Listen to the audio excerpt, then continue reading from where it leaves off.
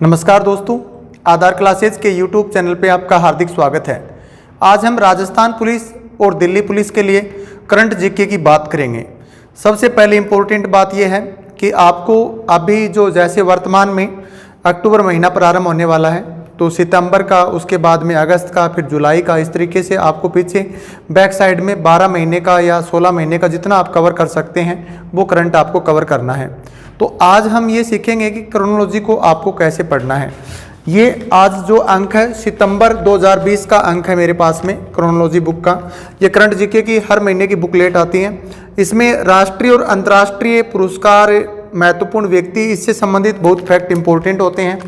Geography और history के भी काफ़ी फैक्ट इसमें साथ में दिए हुए होते हैं। लेकिन ज़्यादातर विद्यार्थियों को प्रॉब्लम ये है कि इस बुक को हम कैसे पढ़ें। इसे पढ़ने में हमें बोर हो जाते हैं, बिल्कुल पढ़ने में मज़ा नहीं आता है। इसलिए आज हम ये सीखेंगे कि इस बुक को आपको पढ़ना कैसे है। इसमें सबसे पहले अंतर्राष्ट्रीय परिदृश्य की घटनाएं छपी हुई हैं, उसके बाद में राष्ट्रीय परिदृश्य की घटना छपी हुई हैं, आर्थिक परिदृश्य, खेल, पुरस्कार और महत्वपूर्ण नियुक्तियां, इस तरीके से दिवस, चर्चित स्थान, चर्चित व्यक्ति, चर्चित पुस्तकें, ये इसमें छपा हुआ है। सब कुछ आपको याद नहीं करना है। आपको इम्पोर्टेंट जो फैक्ट हैं, क्वेश्चन क्या क्या बन सकते हैं दिल्ली पुलिस के लिए, राजस्थान पुलिस के लिए, वो हम यहाँ पे चर्चा करेंगे। तो सबसे पहले मैं यहाँ पे बात करूँगा अंतर्राष्ट्रीय परिदृश्य की। अंतर्राष्ट्रीय परिदृश्य में जो बातें लिखी गई हैं उनको आप मोटा मोटी तौर पे पढ़ेंगे। उसके बाद में जैसे ही अंतर्राष्ट्रीय परिदृश्य समाप्त होता है तो उससे रिलेटेड आपको इसके लास्ट में और फर्स्ट में क्वेश्चन दे रखे हैं। तो कुछ इंपॉर्टेंट क्वेश्चन भी हैं, उनके बारे में भी हम यहाँ पे चर्चा करेंगे। तो सबसे पहले कौन कौन सी ऐसी घटनाएं हैं जो अंतर्राष्ट्रीय परिदृश्य के लिए इम्पोर्टेंट हैं। तो यहाँ पे देखिए, सबसे पहले हम बात करते हैं जो अंतर्राष्ट्रीय परिदृश्य की। सबसे पहली आपको हेडलाइन इस क्रोनोलॉजी में मिलेगी। सितंबर 2020 का अंक हम पढ़ रहे हैं। जिन विद्यार्थियों के पास में सितंबर 2020 का अंक नहीं है वो इस बुक को ला सकते हैं। अभी अक्टूबर के फर्स्ट वीक में अक्टूबर का अंक आने वाला है।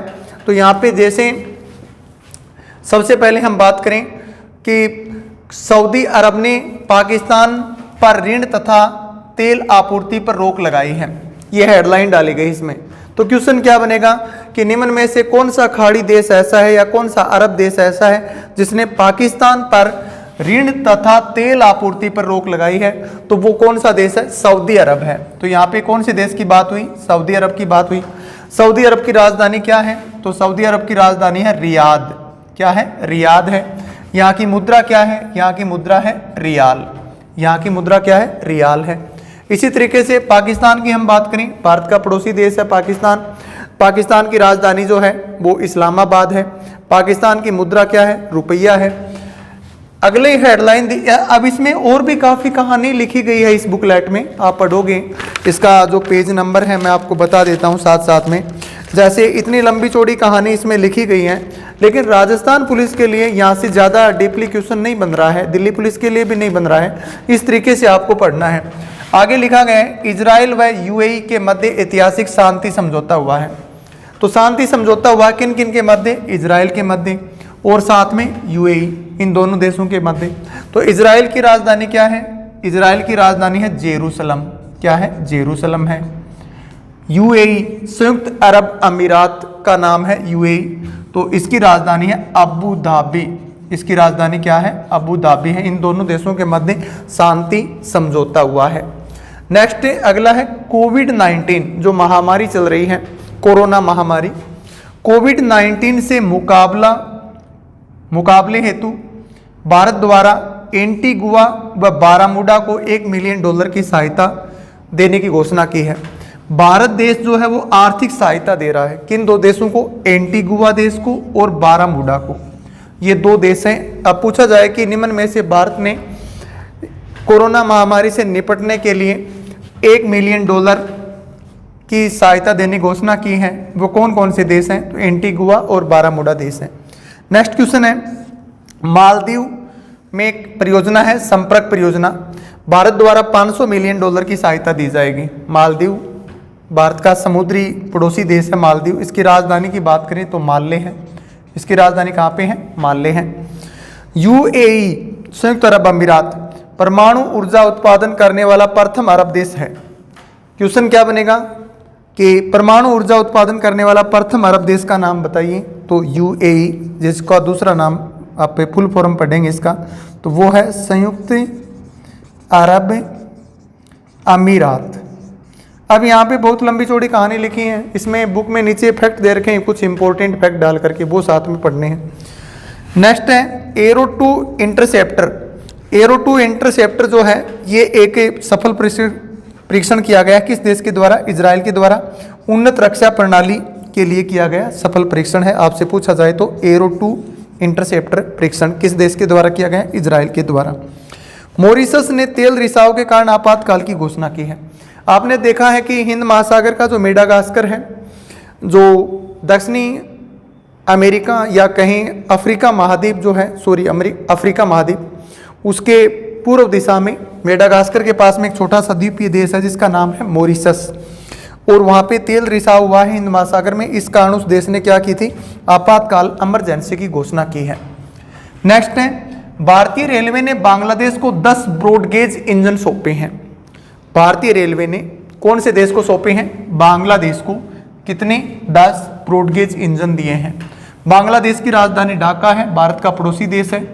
भारत के साथ में सबसे लंबी स्थलीय सीमा बनाने वाला देश जो है वो बांग्लादेश है, और बांग्लादेश की राजधानी ढाका है। इसकी मुद्रा जो है वो टक्का है। नेक्स्ट है तीस्ता परियोजना। तीस्ता परियोजना जो है इसका संबंध बांग्लादेश से है, और तीस्ता नदी जो है वो इधर भारत से गुजरती हुई बांग्लादेश में प्रवेश करके और ब्रह्मपुत्र नदी में मिल जाती हैं। तो इसके लिए $1 बिलियन का ऋण उपलब्ध करवाया जा रहा है किस देश को? बांग्लादेश को। किसके द्वारा? चीन के द्वारा। तो चीन की राजधानी जो है वो बीजिंग है, और चीन के साथ में भारत की जो सीमा लगती है वो LAC लगती है, लाइन ऑफ एक्चुअल कंट्रोल। अभी वहाँ पे जो केंद्र शासित बना है लद्दाख, तो लद्दाख पे LAC जो लगती है वहाँ भारत के साथ में और चीन का काफ़ी तनाव चल रहा है। नेक्स्ट है राष्ट्रीय भर्ती एजेंसी को केंद्रीय मंत्रिमंडल द्वारा मंजूरी दी गई है, और वो मंजूरी कब दी गई है? 19 अगस्त 2020 को। तो राष्ट्रीय भर्ती एजेंसी जो है एक ऐसा संगठन बनाया गया है भारत में किसी भी प्रकार की सरकारी नौकरी में जाने के लिए इस प्रतियोगी परीक्षा को पास करना अनिवार्य होगा। अभी एक रिपोर्ट आई है स्वच्छ सर्वेक्षण रिपोर्ट 2020। स्वच्छ सर्वेक्षण रिपोर्ट 2020। इस रिपोर्ट में आपसे पूछा जाएगा कि सबसे स्वच्छ शहर का नाम बताइए, तो आपको बताना है इंदौर। इंदौर ने पहला स्थान प्राप्त किया है। कौन सी बार? लगातार चौथी बार जो है इंदौर ने पहला स्थान प्राप्त किया है स्वच्छ सर्वेक्षण रिपोर्ट 2020 में। दूसरा स्थान सूरत का है, और तीसरा स्थान नवी मुंबई का है। नेक्स्ट छत्तीसगढ़ को लेकर के क्वेश्चन बनता है कि छत्तीसगढ़ जो है 100 से अधिक ULB श्रेणी में भारत के सबसे स्वच्छ राज्य का प्रतिष्ठित पुरस्कार जीता है। तो क्वेश्चन बनेगा 100 से अधिक ULB श्रेणी में भारत के सबसे स्वच्छ राज्य का प्रतिष्ठित पुरस्कार किसने जीता? तो छत्तीसगढ़ ने जीता है, और छत्तीसगढ़ की राजधानी जो है वो रायपुर है। एक क्वेश्चन झारखंड के लिए बनता है कि 100 से कम ULB श्रेणी में भारत का सबसे स्वच्छ राज्य घोषित किया गया है, तो वो झारखंड है। झारखंड की राजधानी रांची है। नेक्स्ट क्वेश्चन जो है अभी स्वतंत्रता दिवस जो था इस साल का, उसके बारे में 74वां जो स्वतंत्रता दिवस है उस पे जैसे आपने पढ़ा है प्रधानमंत्री लाल किले पर ध्वजारोहण करता है और देश को संबोधन करता है लाल किले की प्राचीर से। तो मोदी सर्वाधिक बार लाल किले पर तिरंगा फहराने वाला प्रथम गैर कांग्रेसी प्रधानमंत्री। प्रथम गैर कांग्रेसी का मतलब जिन प्रधानमंत्रियों का संबंध कांग्रेस पार्टी से नहीं हुआ है, उनमें नरेंद्र मोदी जो हैं वो सबसे अधिक बार तिरंगा फहराने वाले प्रधानमंत्री बन गए हैं। अब यहाँ पे दो अलग प्रकार के क्वेश्चन और बनते हैं कि लाल किले पर सर्वाधिक बार तिरंगा फहराने वाले प्रधानमंत्री का नाम बताइए। तो आपको नाम बताना है जवाहरलाल नेहरू का। सबसे अधिक बार तिरंगा लाल किले पर फहराया है। स्वतंत्रता दिवस के दिन किसने? जवाहरलाल नेहरू ने पहला स्थान। दूसरा स्थान जो है वो इंदिरा गांधी का है, 2 नंबर पे इंदिरा गांधी और 3 पे मनमोहन सिंह है। लेकिन यही क्वेश्चन आपसे ऐसे पूछे कि गैर कांग्रेसी प्रधानमंत्री का नाम बताइए जिसने सर्वाधिक बार लाल किले पर तिरंगा फहराया है, तो नाम किसका आएगा? श्री नरेंद्र मोदी का नाम आएगा। यहां से एक योजना की घोषणा भी की है लाल किले की प्राचीर से, जिसका नाम है national digital health mission. National digital health mission की घोषणा प्रधानमंत्री नरेंद्र मोदी ने 15 अगस्त 2020 को लाल किले की प्राचीर से आज़ादी के दिन स्पीच के दौरान की है। राफेल विमान काफ़ी चर्चा में रहा, काफ़ी दिनों से राफेल फ्रांस से लिए हैं भारत ने। तो राफेल विमान भारतीय वायुसेना में शामिल हो गए हैं। ये अंबाला एयरबेस पे लाए गए हैं फ्रांस से। कहाँ आए हैं? अंबाला में। और कब इनको वहाँ पे सेटल किया गया है? 29 जुलाई 2020 को। भारत की पहली किसान रेल का शुभारंभ। भारत की पहली किसान रेल का शुभारंभ जो है वो वित्त मंत्री के द्वारा, भारत की जो वित्त मंत्री हैं उनका नाम है निर्मला सीतारमण के द्वारा इसका उद्घाटन किया गया है। और ये देवलाली दानपुर किसान रेल है, इसका उद्घाटन 7 अगस्त 2020 को किया गया है। प्रधानमंत्री ने अयोध्या में श्री राम मंदिर की आधारशिला रखी है। अयोध्या उत्तर प्रदेश में पड़ता है और काफ़ी दिनों से जो बाबरी मस्जिद राम मंदिर का मामला चल रहा था उसका डिसीजन, उसका निर्णय पीछे सुप्रीम कोर्ट ने कर दिया था और वहाँ पे एक भव्य राम मंदिर बनाया जाएगा जिसकी आधारशिला रखी गई है। वो तारीख है 5 अगस्त 2020। इस तरीके से ये 1 बाय 1 जो फैक्ट इसमें डाले गए हैं वो सेम आपकी उस बुकलेट में है। आगे और देखते हैं। आगे देखिए कौन कौन से फैक्ट इंपॉर्टेंट हैं।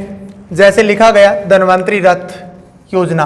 धन्वंतरी रथ योजना जो है वो दिल्ली पुलिस की आवासीय कॉलोनियों के लिए चलाई गई एक योजना है। इसका मुख्य जो उद्देश्य आपसे पूछे तो आयुर्वेद के प्रतिरोधात्मक एवं प्रोत्साहक स्वास्थ्य सेवाओं के लिए ये परियोजना प्रारंभ की गई है। और ये परियोजना किस संस्थान के द्वारा चलाई गई है? अखिल भारतीय आयुर्वेद संस्थान के द्वारा। नेक्स्ट अपना क्वेश्चन महात्मा गांधी के आंदोलनों से जुड़ा हुआ है, जिसमें कहा गया भारत छोड़ो आंदोलन। भारत छोड़ो आंदोलन आपने पढ़ा था 1942 में, अगस्त 1942 में चलाया गया आंदोलन है। अगस्त क्रांति भी कहा गया इस आंदोलन के लिए। इसकी अभी हाल ही में 78वीं वर्षगांठ मनाई गई है। 9 अगस्त 2020 को इसकी 78वीं वर्षगांठ मनाई गई है। क्वेश्चन बहुत इंपॉर्टेंट है। करंट से इतिहास की घटना जो जुड़ी होती है वो एग्जाम में पूछ ली जाती है। तो यहाँ पे 202 स्वतंत्रता सेनानियों को सम्मानित किया गया है। 9 अगस्त 2020 को भारत छोड़ो आंदोलन जो है महात्मा गांधी का, उसकी 78वीं वर्षगांठ मनाई गई है। और इस आंदोलन में महात्मा गांधी ने करो या मरो का नारा दिया था। नेक्स्ट अपना क्वेश्चन है भारत एयर फाइबर सेवा का उद्घाटन। अभी हाल ही में भारत के एचआरडी मंत्री जो हैं संजय धोत्रे, इन्होंने भारत एयर फाइबर सेवा का उद्घाटन किया है। इसकी तारीख है 2 अगस्त 2020। तो पूछा जाए कि भारत एयर फाइबर सेवा का उद्घाटन कब किया गया? 2 अगस्त 2020 को। उद्घाटन किसके द्वारा किया गया? एचआरडी मंत्री जो हैं संजय धोत्रे के द्वारा किया गया। जीएसटी छूट का दायरा बढ़ाया गया है। जिन व्यापारियों का वार्षिक टर्नओवर जो है वो 40 लाख है, उन्हें ये छूट दी गई है। पहले 20 लाख थी, डबल कर दिया गया है। नई शिक्षा नीति 2020 पे जो क्वेश्चन बनने वाले हैं वो देखिए। क्वेश्चन बनेगा कि नई शिक्षा नीति 2020 का जो मसौदा तैयार किया गया उसकी अध्यक्षता किसने की है? तो अध्यक्षता की है डॉक्टर के कस्तूरी रंजन। डॉक्टर के कस्तूरी रंजन। और ये शिक्षा नीति है, इसको मंजूरी प्रदान कब की है? 29 जुलाई 2020 को मंत्रिमंडल के द्वारा इसे स्वीकृति दी गई है। नई शिक्षा नीति जो है वो 24 वर्ष पुरानी 1986 की शिक्षा नीति का स्थान लेगी। तो कहने का मतलब हुआ 2020 में जो शिक्षा नीति आई है ये कितने साल बाद आई है? 34 साल बाद आई है। इससे पहले जो शिक्षा नीति आई थी वो कब आई थी? 1986 को आई थी। 1986 से पहले शिक्षा नीति की हम बात करें तो कब आई थी? 1968 में आई थी। तो ये भारत की तीसरी शिक्षा नीति है। 21वीं सदी की ये पहली शिक्षा नीति है। और इस शिक्षा नीति में ये प्रावधान किया गया है कि जीडीपी जो है भारत की उसका 6% हिस्सा शिक्षा पर खर्च किया जाएगा। अब बात करते हैं राष्ट्रीय खेल पुरस्कार की। राष्ट्रीय खेल पुरस्कार, इसमें राजीव गांधी खेल रत्न पुरस्कार इस बार 5 लोगों को दिया गया है। कितने लोगों को दिया गया है? 5 को। कौन सा? राजीव गांधी खेल रत्न पुरस्कार। वे 5 लोग कौन कौन से हैं? रोहित शर्मा जिनका संबंध है क्रिकेट से, मैरियप्पन टी जिनका संबंध है पैरा एथलेटिक्स से, मनिका बत्रा जिनका संबंध है टेबल टेनिस से, विनेश फोगाट जिनका संबंध कुश्ती से है, रानी रामपाल जिनका संबंध हॉकी से है। इसके अलावा यहाँ पे खेल पुरस्कार से रिलेटेड जो क्वेश्चन बनते हैं वो देखिए। पूछा जाएगा कि द्रोणाचार्य पुरस्कार किन्हें दिया जाता है?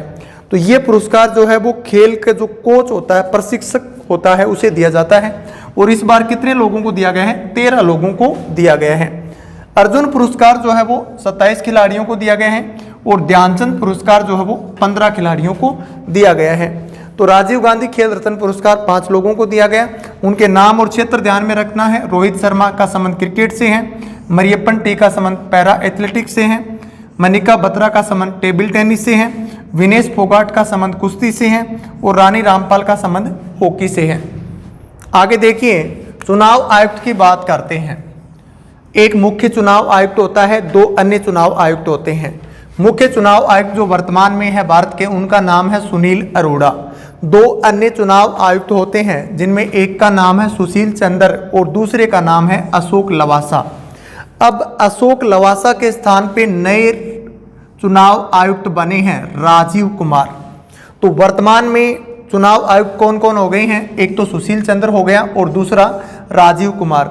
तो कहने का मतलब हुआ कि पहले अशोक लवासा जो था, इसका स्थान किसने लिया है? राजीव कुमार ने लिया है। मुख्य चुनाव आयुक्त की नियुक्ति राष्ट्रपति करता है और वर्तमान में मुख्य चुनाव आयुक्त जो है वो सुनील अरोड़ा हैं। 2 अन्य चुनाव आयुक्त हैं, उसमें सुशील चंद्र और दूसरा नया बना है, उसका नाम राजीव कुमार है। सत्यपाल मलिक जो है वो मेघालय के नए राज्यपाल बने हैं। मेघालय पूर्वोत्तर में पड़ता है, इसकी राजधानी शिलोंग है। मनोज सिन्हा जो है वो जम्मू कश्मीर एक केंद्र शासित प्रदेश बन गया है और जम्मू कश्मीर केंद्र शासित प्रदेश बनने के बाद वहाँ पे राज्यपाल का जो पद था वो उपराज्यपाल पद में कन्वर्ट हो गया। तो इसलिए जम्मू कश्मीर केंद्र शासित प्रदेश के नए उपराज्यपाल कौन बने? मनोज सिन्हा। गिरीश चंद्र मुर्मू जो हैं वो भारत के नए सीएजी बने हैं। भारत के नियंत्रक महालेखा परीक्षक जो कैग होता है, नए कैग के अध्यक्ष कौन बने हैं? गिरीश चंद्र मुर्मू बने हैं। इनकी नियुक्ति भी राष्ट्रपति करता है, शपथ भी राष्ट्रपति दिलाता है। बीएसएफ के महानिदेशक राकेश अस्थाना बने हैं। यूपीएससी के नए अध्यक्ष बने हैं प्रदीप कुमार जोशी। संघ लोक सेवा आयोग का अध्यक्ष बार बार एग्जाम में पूछा जाता है। वर्तमान में प्रदीप कुमार जोशी इसके नए अध्यक्ष बने हैं। संघ लोक सेवा आयोग का मुख्यालय नई दिल्ली में है। भारत में पहली बार यूपीएससी की स्थापना जो है वो 1 अक्टूबर 1926 में की गई है और संघ लोक सेवा आयोग का उल्लेख भारतीय संविधान के अनुच्छेद 315 से 323 तक किया गया है। ये एक संवैधानिक निकाय है। अजय त्यागी ये सेबी के नए अध्यक्ष बने हैं। Security exchange board of India के नए अध्यक्ष कौन बने हैं? अजय त्यागी। हार्दिक सतीश चंद्र शाह है, ये प्रधानमंत्री का निजी सचिव बनाया गया है वर्तमान में। जिन लिकुन जो है वो AIIB बैंक के अध्यक्ष बने हैं। इस बैंक का जो मुख्यालय है वो चीन में बीजिंग में है। इनका मुख्यालय कहाँ पे है? चीन के बीजिंग में है। हिचेम मेचिची ट्यूनीशिया के नए प्रधानमंत्री बने हैं। हिचेम मेचिची। मोहम्मद ओल्ड बिलाल जो है वो मोरिटोनिया के नए प्रधानमंत्री बने हैं और महिंद्रा राजपक्षे श्रीलंका के नए प्रधानमंत्री बने हैं। वोल्टर रोजर पेरू के नए प्रधानमंत्री बने हैं। हसन दियाब जो हैं ये लेबनान के प्रधानमंत्री बने हैं। इस महीनों में हम महत्वपूर्ण व्यक्तियों में निधन की बात करें तो 2 लोग इंपॉर्टेंट हैं भारत में जिनका हाल ही में निधन हो गया है। इनका क्षेत्र पूछ लिया जाता है पुलिस के एग्जाम में कि पंडित जसराज जिनका हाल ही में निधन हुआ है उनका क्षेत्र किस क्षेत्र से है, उनका संबंध किस क्षेत्र से है? तो शास्त्रीय गायकार थे। राहत इंदौरी जो है इनकी भी इस पीछे महीने में मृत्यु हो गई। तो ये उर्दू शायर और गीतकार थे राहत इंदौरी। तो ये हमने कुछ महत्वपूर्ण जो फैक्ट थे इस बुक के वो पढ़े। अभी साथ में आपको लास्ट में इस बुक के कुछ क्वेश्चंस दिए गए हैं, उन क्वेश्चंस को रिवाइज करना है। स्टार्टिंग में कुछ क्वेश्चंस दिए हैं उनको रिवाइज करना है। इस तरीके से हमने सितंबर के अंक की मोटी मोटी कुछ बातें पढ़ी हैं। उस बुकलेट को आप किस तरीके से पढ़ना है ये आपको बताया गया है इस फैक्ट के माध्यम से। ये जो फैक्ट हैं ये अच्छे से करने हैं। अभी इसके बाद में हम अगस्त महीने का अंक, उसके बाद सितंबर का अंक और आगे अक्टूबर का अंक, इस तरह से सारे अंक आप 1 बाय 1 आपको करवा दिए जाएंगे। एक हमारा जो यूट्यूब चैनल था बाई मिस्टेक वो डिलीट हो गया था। अभी ये यूट्यूब चैनल दोबारा बनाया है, इसलिए आपके संपर्क में जितने भी विद्यार्थी हैं उनको आप अवगत करवाएं इस वीडियो का लिंक उनको शेयर करें और बताएं कि ये चैनल जो है वो दोबारा सब्सक्राइब कर लीजिए। पहले वाला चैनल जो है कोचिंग का डिलीट हो गया है। थोड़ा आपके सहयोग की हमें आवश्यकता है। धन्यवाद।